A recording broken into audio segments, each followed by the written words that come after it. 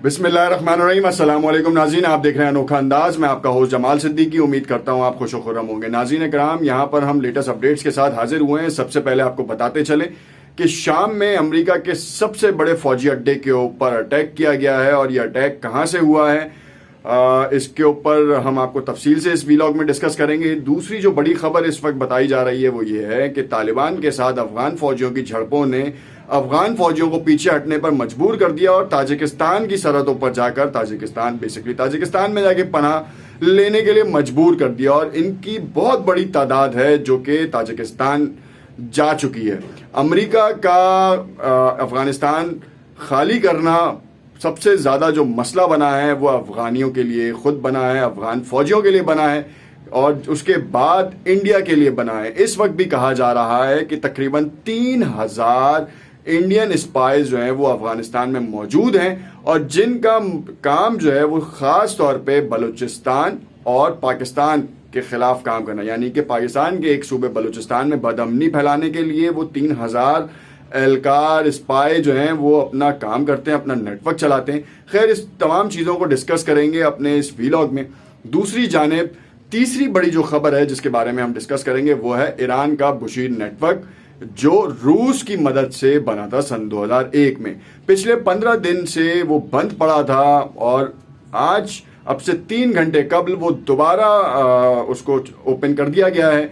और इस वक्त कितनी बड़ी तादाद में उसको ओपन किया है, बेसिकली तादाद से मुराद ये है कि कितनी कैपेसिटी में उसको ओपन किया है यूरेनियम एनरिचमेंट के हवाले से, जिसके बाद अमेरिका को तशवीश हो गई है कि वियना टॉक्स के ऊपर क्यों कोई सैर असल गुफ्तगू नहीं हो पा रही, या उसके पॉइंट्स फाइनलाइज क्यों नहीं हो पा रहे। अपने इस वीलॉग में तमाम चीज़ें डिस्कस करेंगे। नए आने वाले नाजरीन से ये इल्तमास करते हैं कि अगर उन्होंने अब तक हमारा यूट्यूब चैनल सब्सक्राइब नहीं किया तो इसे ज़रूर सब्सक्राइब कर लें। सबसे पहली खबर जो हम आपके साथ डिस्कस करेंगे वो ये है कि दमिश्क में अमेरिका के अड्डे के ऊपर वो अटैक किया गया, और कहा गया कि ईरान के हिमायत याफ्ता ग्रोह के ज़ेर इंतज़ाम इलाकों से ये अटैक किए गए, मिसाइल फायर किए गए हैं, और इमारत को नुकसान हुआ है। 7 एहलकारों के ज़ख्मी होने की इत्तलात हैं।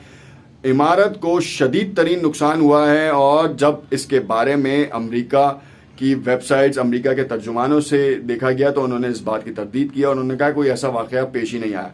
एक हफ्ते में दूसरा ये अटैक है, क्योंकि अमेरिका ने छापामार कार्रवाइयाँ की हैं सीरिया में, और सीरिया में बहुत से मुकामात के ऊपर उन्होंने फायर किए हैं। और ये कहा यह जा रहा है कि ईरान को प्रेशराइज करने के लिए उनके हामी जितने भी ग्रुप्स हैं उनके ऊपर कार्रवाइयाँ की गई हैं, और उनके चीदा रहनुमाओं के खिलाफ ये काम किया गया था जिनमें उनको कामयाबी नसीब नहीं हुई, और वो रहनुमा बच के निकल गए।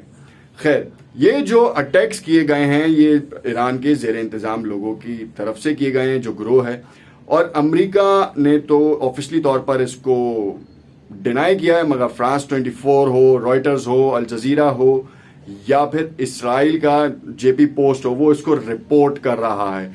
और ये सिर्फ और सिर्फ इसलिए किया है हवास बाख्ता होके, क्योंकि अमेरिका अफगानिस्तान से निकल रहा है और उसके ऊपर शदीद तरीन तनकीद की जा रही है। पाकिस्तान से अड्डे मांगे गए, मगर पाकिस्तान ने साफ इनकार कर दिया, और उसके बाद उसने दूसरा रुख इंडिया की तरफ देखा, जो कि कश्मीर में फौजी एयरबेस देने के चक्कर के लिए उसने एक पूरा ड्रामा रचा, जिसमें आज पूरा वो ड्रामा जो है वो एक्सपोज भी कर दिया गया। उसमें बताया गया कि कश्मीर के इलाके में किस तरीके से ड्रोन की कार्रवाई की गई है, और उन्होंने इसका पूरा प्लान खोल के रख दिया कि वहां पर ये काम किया जाएगा, इल्ज़ाम पाकिस्तान पे आएगा। हालांकि जौहर टाउन ब्लास्ट में इंडिया के वाज़े सबूत मिल चुके हैं, बराह रास्त ये काम हुआ है पाकिस्तान के जौहर टाउन ब्लास्ट में, और हाफिज सईद के घर को टारगेट किया गया था। बेसिकली हाफिज सईद की लोकेशंस को अनआइडेंटिफाइड थी ये चीज़ें, बहुत ही कोई बेकार की इंफॉर्मेशन और इंटेलिजेंस, उनकी विजिलेंस भी बेकार थी। यहाँ पे बहुत से लोग काम भी कर रहे होंगे, कुछ सामने होंगे, कुछ पस पर्दा होंगे, मगर ये आइडेंटिफाई करना एजेंसीज का काम है, और वो कर रही हैं और पकड़ रही हैं उन लोगों को, जैसे कि इसके बारे में भी पकड़ा। खैर, मामला कुछ ये था कि सबसे पहले तो हमने आपको बताया अमेरिका का, और इसी वजह से अफगान फौजियों के साथ तालिबान की झड़पों में शिद्दत आ गई है, और अफगान फौजी अपनी जान बचाने के लिए वो تاجکستان کی سرحدوں کا رخ کر رہے ہیں اور وہاں پہ پناہ لے رہے ہیں. اور تاجکستان نے اس کو آفیشلی طور پر کہا ہے کہ تقریباً 1000 افغان فوجی اس وقت تاجکستان کے پاس ہیں اور جنہوں نے پناہ لی ہوئی ہے. یہ بہت بڑا نمبر ہے, سوالیہ نشان ہے افغان حکومت کے لیے. اور طالبان اب جب حکومت کی سطح کے اوپر آ رہے ہیں تو ان سے بھی یہ سوال ہے کہ ان جھڑپوں کو بند کیا جائے اور معاملہ افہام و تفہیم سے حل کیا جائے. خیر, دوسری جو بڑی نیوز تھی وہ آپ کو ہم نے بتا دی. تیسری جو بڑی نیوز ہے ایران کا بشیر نیٹ ورک. بشیر نیٹ ورک کا سینیریو یہ ہے کہ جب سے وہ روس نے اس کے ساتھ تعلقات استوار کیے ہیں اور انہوں نے یہ بنا کے دیا ہے امریکہ کی آنکھ میں, ایران تو ویسے ہی کھٹک رہا تھا, اس کے بعد تو اور کھٹک گیا.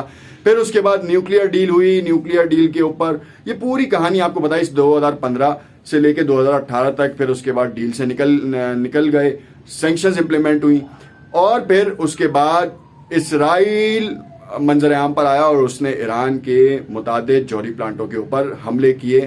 کسی میں پاور شٹ ڈاؤنز کرائے گئے اور بشیر کے اوپر بھی اور نتنس کے اوپر بھی جو ہے وہ پاور شٹ ڈاؤنز کیے گئے. پچھلے 15 دن قبل بھی بلیک آؤٹ ہوا اور اس بلیک آؤٹ کے نتیجے میں ایران کے اس بشیر نیٹ ورک کو بڑا مسئلہ ہوا, بڑے نقصان ہوئے. مگر اس بار فل تھروٹل کا لفظ اس لیے استعمال کیا جا رہا ہے کہ اس وقت پوری شدت سے اس پلانٹ کو ورکنگ میں لایا گیا ہے اور امریکہ کو یہ پیغام دیا گیا ہے کہ اگر اب بھی آپ سیریس نہیں ہیں سینکشنز کو ریموو کرنے میں تو یہ 60% کا یورینیم کا جو بینچ مارک ہے وہ ہم 90% پہ لے جائیں گے. اور 60% کا جو بینچ مارک ہے وہ آلریڈی ابو دا ریشو ہے, یعنی کہ وہ بہت ایکسٹینڈڈ ہے. آئی ڈی ایف چیف نے تو یہاں تک کہا ہے, اسرائیل کے former I D F chief نے, کہ ایران نے نیوکلیئر بوم بنا لیا ہے, نیوکلیئر بیلسٹک میزائلز کا تجربہ کر چکا ہے, چھوٹی بنیادوں کے اوپر وہ کر چکا ہے. اب بڑا ایکسپینڈڈ تجربہ جو ہے وہ اب جیسے ہی امریکہ کی طرف سے کچھ چیزیں آگے پیچھے ہوں گی تو ڈیفینیٹلی وہ بھی کر دے گا.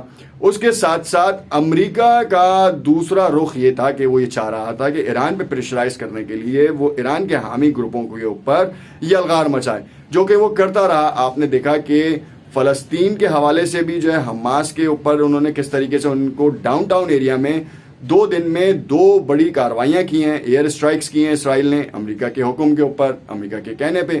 اور اسی طریقے سے شام میں متعدد کاروائیاں کی گئیں اور چھاپا مار کاروائیوں کا سلسلہ تو انگنت ہے. اور اس وقت جب ان کی طرف سے ریٹیلیٹ ہوا اور ان کی عمارت کو نشانہ بنایا گیا تو جس میں 7 فوجی زخمی ہیں, عمارت کو شدید نقصان پہنچا ہے. اور اس کی اپڈیٹس جو اب تک آئی ہیں, اب سے 1 گھنٹہ قبل تک کی جو اپڈیٹس تھیں وہ ہم نے آپ کے ساتھ شیئر کی ہیں. جو بھی لیٹسٹ اپڈیٹس آتی ہیں وہ ہم آپ کے ساتھ شیئر کریں گے. امید کرتے ہیں آپ کو یہ لیٹسٹ بریکنگ نیوز پتہ چلی ہوں گی اور ایکسپلینرز کو سمجھ میں آئے ہوں گے. اپنی رائے سے ہمیں ضرور آگاہ کیجیے گا.